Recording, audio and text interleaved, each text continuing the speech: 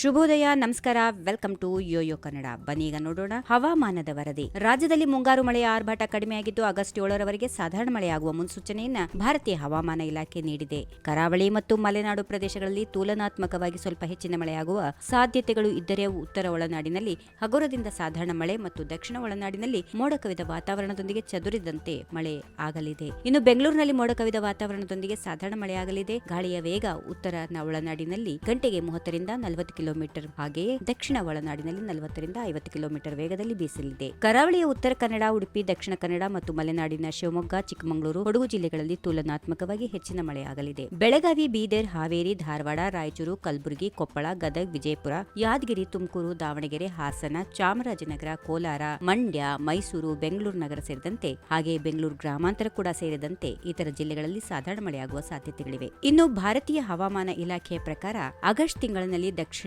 ಪಶ್ಚಿಮ ಮಾನ್ಸೂನ್ ದುರ್ಬಲಗೊಳ್ಳಲಿದ್ದು ಕರ್ನಾಟಕ, ಕೇರಳ, ಬಿಹಾರ್, ಪಶ್ಚಿಮ ಬಂಗಾಳ ಮತ್ತು ಈಶಾನ್ಯ ಭಾರತದಲ್ಲಿ ಸಾಮಾನ್ಯಕ್ಕಿಂತ ಕಡಿಮೆ ಮಳೆಯಾಗುವ ಸಾಧ್ಯತೆಗಳು ಇವೆ. ಕರ್ನಾಟಕದ ಆಗ್ನೇಯ ಭಾಗವನ್ನು ಹೊರತುಪಡಿಸಿ ರಾಜ್ಯದ ಇತರ ಕಡೆ ಸಾಮಾನ್ಯಕ್ಕಿಂತ ಕಡಿಮೆ ಮಳೆಯಾಗಲಿದೆ ಎಂದು ವರದಿಯಾಗಿದೆ. ಆಗಸ್ಟ್ ಮೊದಲು 2 ವಾರಗಳಲ್ಲಿ ಮಾನ್ಸೂನ್ ಮಂದಗತಿಯಲ್ಲಿ ಸಾಗಲಿದ್ದು ಆಗಸ್ಟ್ 15ರ ಬಳಿಕ ಮಾನ್ಸೂನ್ ಚೇತರಿಕೆ ಕಾಣುವ ಸಾಧ್ಯತೆಗಳು. ಆದರೂ ಕರ್ನಾಟಕ ಸೇರಿದಂತೆ ಕೇಂದ್ರ ಮತ್ತು ಪಶ್ಚಿಮ ಭಾರತದ ಕೆಲವು ಭಾಗಗಳಲ್ಲಿ ಮಳೆಯ ಕೊರತೆಯ ಸಾಧ್ಯತೆ ಇದೆ ಎಂದು ಹವಾಮಾನ ಇಲಾಖೆ ಎಚ್ಚರಿಕೆಯನ್ನು ನೀಡಿದೆ. ಈ ವಿಡಿಯೋ ನಿಮಗೆ ಇಷ್ಟವಾದಲ್ಲಿ ಲೈಕ್ ಮಾಡಿ, ಶೇರ್ ಮಾಡಿ, ಸಬ್ಸ್ಕ್ರೈಬ್ ಮಾಡಿ.